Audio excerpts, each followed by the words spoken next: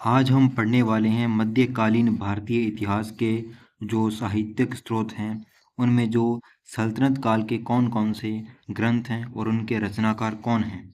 सबसे पहला है चचनामा। ये अरबी भाषा में लिखा गया था और इसमें सिंध विजय का इतिहास मिलता है। मोहम्मद बिन कासिम के आक्रमण के काल की महत्वपूर्ण जो घटनाएं हैं, उनका वर्णन इस ग्रंथ में है।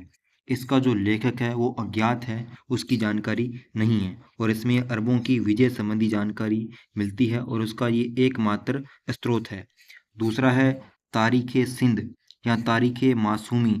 इसके रचनाकार हैं मीर मोहम्मद मासूम। इसमें भी सिंध के इतिहास का वर्णन मिलता है। और तीसरी है ताज उल मासिर।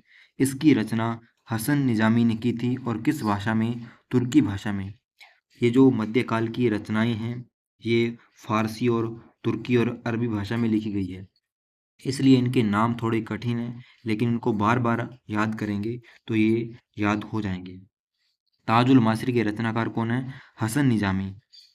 मंगोल उत्पात के कारण जब मंगोल आक्रमण हुआ तो उस समय जो हसन निजामी हैं, इनको अपनी मातृभूमि त्याग कर हिंदुस्तान में आना पड़ा और यहाँ पर शरण लेनी पड़ी। फिर है तबकात नासिरी। इसके लेखक मिन्हानुद्दीन सिराज हैं। आप याद कर लेना, सिराज। तबकात नासिरी के लेखक कौन है? सिराज। और इसे फारसी भाषा में लिखा गया था। तबकात नासिरी के लेखक कौन है? सिराज। और ताजुल मासिर के कौन है? हसन निज़ामी। किताब उल यामिनी। इसके रचनाकार हैं उत्तबी। इसकी रचना किसने की? उत्तबी ने। और किताब का नाम है किताब उल यामिनी। अगली है तारीख़ फ़िरोज़ शाही। ये ज़ियाउद्दीन बरनी, बे बरनी के द्वारा लिखी गई रचना है। फ़िरोज़ शाह तुगलक के जो शासन की जानकारी मिलती है, तो तारीख़ फ़िरोज़ शाही ये बरनी ने किसके लिए लिखी थी? फ़िरोज़ शाह तुगलक के लिए। और फुतवात फ़िरोज़ शाही ये स्वयं फ़िरोज़ शाह तुगलक ने लिखी थी अपनी रचना फुतवात फ़िरोज़ शाही। जबकि तारीख़ फ़िरोज़ शाही किसने लिखी थी? बरनी ने, जो कि उसका दरबारी इतिहासकार था फ़िरोज़ शाह तुगलक का। फुतुह उल सलातिन। इसके लेखक कौन हैं? ख्वाजा अब्दुल्ला मलिक इसामी। तो याद कर लेना, इसामी। इसामी ने क्या लिखी? फुतुह उल सलातिन। अगली है किताब उल रहला। इस ग्रंथ का रचनाकार कौन है? Ibn Battuta. ये कहाँ का था? मोरक्को का था और ये मोहम्मद बिन तुगलक के दरबार में रहता था, उसका मित्र था। और रहला का शाब्दिक अर्थ होता है विवरण। इस किताब उल रहला का दूसरा नाम क्या है? वो है तुहफ़त उन नुज़ार। ये भी इसका नाम है, तुहफ़त उन नुज़ार। और किताबुल रहला की रचना किसने की? इब्न बतूता, जो कि मोरक्को का था। तारीख़ मुबारक शाही। याह्या बिन अहमद सरहिंदी द्वारा इसे रचा गया और यह ग्रंथ सैयद वंश के इतिहास को जानने का एकमात्र जो स्रोत है। ये सुल्तान मुबारक शाह के संरक्षण में रहता था। कौन? याह्या बिन अहमद, जिसने तारीख़ मुबारक शाही ग्रंथ की रचना की। तारीख़ मुबारक शाही किसने लिखा? याह्या बिन अहमद ने। और तारीख़ दाऊदी ये किसने लिखा? ये लिखा अब्दुल्ला ने, जिसमें लोदी और सूरवंश का इतिहास है और यह पुस्तक जहांगीर के शासनकाल में लिखी गई थी। इसके बाद आगे कौन कौन से ग्रंथ हैं?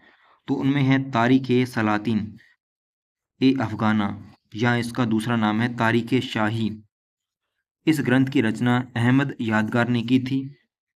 प्रमुखतः यह ग्रंथ दिल्ली के लोदी व सूर शासकों के इतिहास का वर्णन करता है।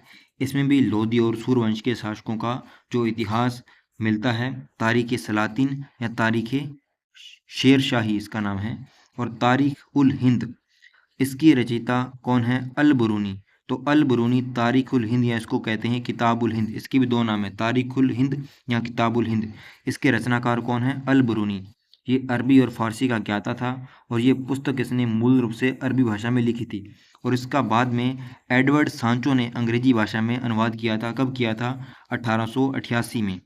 और अंग्रेजी में रजनीकांत शर्मा ने, और इस अंग्रेजी के अनुवाद से रजनीकांत शर्मा ने हिंदी में अनुवाद इसका किया था। फिर है कमीलुत तवारिख। इस ग्रंथ के रचनाकार कौन हैं? शेख अब्दुल्ला हसन। इनका उपनाम है इब्रुल असार, जो कि मेसोपोटामिया का निवासी था। तो कौन है? कमीलुत तवारिख। कौन रचनाकार है इसके? शेख अब्दुल्ला। फिर है खजाइन उल फतू, अमीर खुसरो ने इस ग्रंथ की रचना की और इसका दूसरा नाम है तारीख अलाई। तारीख अलाई या खजाइन उल फतू, इसके रचनाकार कौन है? अमीर खुसरो। मिफ्ता उल फतू, इसकी भी रचनाकार कौन है? अमीर खुसरो, जिसमें जलालुद्दीन खिलजी की 1 वर्ष की विजय और मलिक छज्जू की कड़े पर विजय का वर्णन इसमें मिलता है। मलिक छज्जू जो कि सूबेदार था, उसने कड़े पर, जो कड़ा सूबा था उस पर क्या कर लिया था? अधिकार कर लिया था। उसकी जानकारी मिलती है मिफ्ता उल फतू में। और देवल रानी और खिज्र खां नाम के जो अन्य ग्रंथ हैं, ये भी अमीर खुसरो ने लिखे थे। और इस देवल रानी ग्रंथ में जो गुजरात के राजा कर्णदेव की पुत्री देवल रानी व अलाउद्दीन के ज्येष्ठ पुत्र खिज्र खां की प्रेम कहानी व उनके पाणी ग्रहण संस्कार का जो वर्णन मिलता है। फिर नूह सिपहर, इस ग्रंथ की रचना भी अमीर खुसरो ने की थी, जिसमें कुतुबुद्दीन मुबारक खिलजी की शासन की घटनाओं का वर्णन मिलता है। इसके बाद कौन कौन से ग्रंथ हैं? तुगलकनामा, इसकी भी रचना किसने की? अमीर खुसरो ने। तो अमीर खुसरो के कौन कौन से ग्रंथ हो गए? खजाइन उल फतू, मिफ्ता उल फतू, नूह सिपर, देवल रानी और तुगलकनामा। ये सारे किसके ग्रंथ हैं? अमीर खुसरो के। इसमें में गयासुद्दीन जो तुगलक है उसकी विजय का जो वर्णन मिलता है तुगलकनामा में। और तारीख फिरोज शाही, इसकी रचना शमशे सिराज अफीफ ने की थी, जिसमें फिरोज तुगलक के काल की घटनाओं का वर्णन मिलता है तारीख फिरोज शाही। तो ये थी सारी की सारी सल्तनत काल की रचनाएं। इसके बाद हम बात करते हैं जो मुगल काल की रचनाएं कौन कौन सी है। उनमें सबसे पहली रचना है तुज के बाबरी, जो कि बाबर द्वारा स्वयं लिखी गई और उनकी आत्मकथा है। और किस भाषा में? तुर्की भाषा में। इसके बाद कौन कौन सी रचनाएं हैं? तो कानून हुमायूनी, इसके रचनाकार कौन है? ख्वांदा मीर ने कौन सी रचना लिखी? कानून हुमायूनी। फिर है तारीख रशीदी, इसके रचयिता कौन है? मिर्ज़ा हैदर दौलत। ये फारसी भाषा में लिखा गया ग्रंथ है तारीख रशीदी। फिर है हुमायूं नामा, ये बाबर की पुत्री गुलबदन बेगम ने अपनी जो याददाश्त के आधार पर इसे लिखा था, हुमायूं नामा। तज़किरात उल वाक़ियात, इसके रचनाकार कौन है? जौहर आफ्ताबची। जौहर आफ्ताबची किसके रचनाकार हैं? तज़किरात उल वाक़ियात के। और कब की इसकी रचना? 1586 में। यह ग्रंथ भी अबुल फजल द्वारा रचित अकबरनामा के लिए सहायक ग्रंथ के रूप में रचा गया था। फिर है तज़किरा ए हुमायूं व अकबर, ये दो तज़किरा हैं, तज़किरा ए हुमायूं और तज़किरा ए अकबर। इसकी रचनाकार कौन है? बायजीद बायत। तो बायजीद बायत ने दो तज़किरा लिखे, तज़किरा ए हुमायूं और तज़किरा ए अकबर। और ये कौन था बायजीद? ये अकबर बादशाह का बकावल बेगी यानी शाही रसोई घर का मुख्य अधिकारी था। फिर तारीख शाही या तारीख शेर शाही, तारीख ये शेर शाही है, शाही नहीं है। तारीख शेर शाही या दूसरा नाम है जिसका तोहफात अकबर शाही, इसके रचनाकार कौन है? अब्बास खां। फिर इसके बाद है तवारीख दौलत शेर शाही, फारसी का लेखक हसन अली खां इसका लेखक था, जो कि शेर शाह का समकालीन था और उसका मित्र था। फिर वाक़ियात मुश्ताकी, इसकी रचनाकार कौन हैं? शेख रिज़्क़ उल्लाह मुस्ताकी। तो वाक़ियात मुश्ताकी। फिर तारीख़ फ़रिश्ता, तारीख़ फ़रिश्ता के रचनाकार कौन हैं? मोहम्मद कासिम हित्तू शाही, जो कि मोहम्मद आदिल शाह के दरबार में रहते थे। तारीख़ दाऊदी, इसके रचनाकार कौन है? अब्दुल्ला। मादन अखबार अहमदी, इस ग्रंथ के रचनाकार कौन हैं? अहमद बिन बहबल जमात। फिर मखज़न ग़बानी या तारीख़ खान जहां लोदी, इस फ़ारसी ग्रंथ का रचयिता नियामतुल्लाह था। अफ़सानाए शाहान, इस ग्रंथ का रचयिता शेख मोहम्मद कबीर था। और अकबरनामा, ये इम्पॉर्टेंट है। अबुल फ़ज़ल ने अकबरनामा की रचना की थी। किसने? अबुल फ़ज़ल ने, जो कि अकबर का जो नवरत्न था, अकबर के कहने पर की थी। और फ़ारसी में लिखा गया ये ग्रंथ था। इसके 3 भाग थे। पहले भाग में तैमूर देश के इतिहास, बाबर, सूर सुल्तान व हुमायूं के शासनकाल तक की घटनाओं का वर्णन मिलता है। अकबरनामा के दूसरे भाग में 1602 ईस्वी तक के अकबर के काल के इतिहास का वर्णन मिलता है। और आईन अकबरी, ये अबुल फजल द्वारा फारसी में रचित आईन अकबरी, इस जो अकबरनामा है इसी का ही तीसरा भाग है, किंतु इसने एक पृथक ग्रंथ का रूप धारण कर लिया। लेखक ने इस ग्रंथ को 5 खंडों में बांटा है, यानी कि आईन अकबरी जो कि अकबरनामा का तीसरा भाग है, इसके खुद के कितने भाग है? 5 भाग है, जबकि अकबरनामा कितने भाग है? 3 भाग है।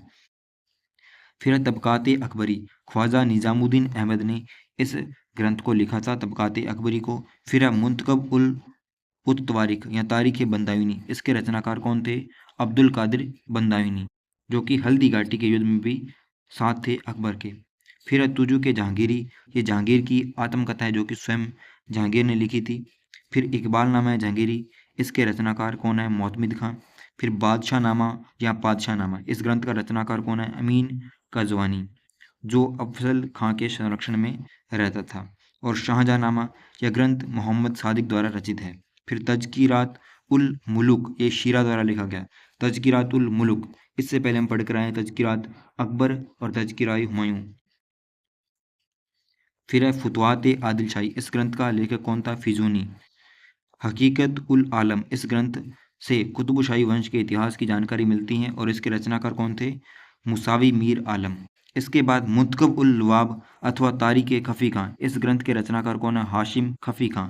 और अंतिम है नुस्ख ए दिलखुशां, ये भीमसेन द्वारा लिखी गई फारसी भाषा में जो ग्रंथ है नुस्ख ए दिलखुशां।